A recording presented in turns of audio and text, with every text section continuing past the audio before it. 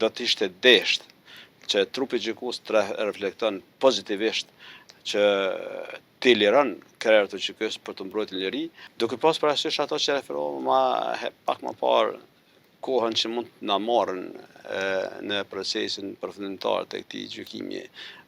Unë kam një frikë më shumë se sa do të kohë bege e gjatë trupit gjykues, sa do të vlerëson trupi gjykues për ta vlerësuar me shpallak gjykimin, nuk ka kurfar pengese procedurale që të ketë një lirim të parakohshëm të krerëve të gjykos, nga se të njëjtit tani në këtë fazë të procedurës, pas përfundimit të dëshmive të mbrojtjes, trupi gjykues mund ta ketë një pasqyrë të përafërt gjatë këtij gjykimi 5 vjeçor se çka mund të ketë në gjitha ato shkresat lëndë dhe në dëshmitë që e dhënën në përgjithësi.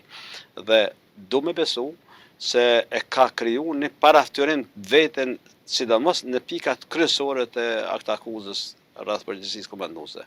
Dhe me të drejtë do të ishte desht që trupi gjykues të reflekton pozitivisht që t'i liron krerët të gjykos për të mbrojtur liri në masat e rrepta të sigurisë që mos të ndikohet procesi gjyqësor në dëmtim të më të tjeshëm, sepse nuk kanë edhe në fund të mbrojtjes çka të ndikohet. Çfarë mund të ndikohet? Nuk mund të ndikohet kurrë.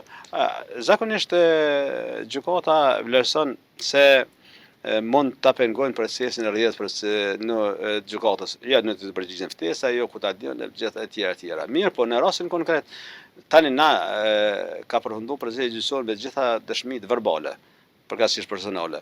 A dëshmitë materiale, provat materiale që i kanë doset e natës, edhe s'mund të ndikohet.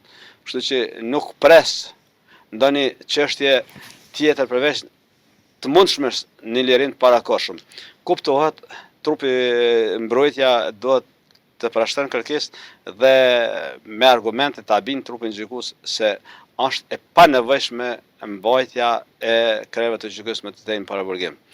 Të lirohen, të mbrohen në liri, por jo të janë të lirë në kuptimin e asaj se unë vetë jurist edhe në kuptimin e asaj që të krijohen aktivitet politik atë diçka tjetër, derisa të përfundon procesi, derisa të shpallet tek gjykimi. Kur shpallet tek gjykimi, ai gjykimi lirues nuk mund të ketë kurfar pengesë apo të tjetër për jetën e tyre.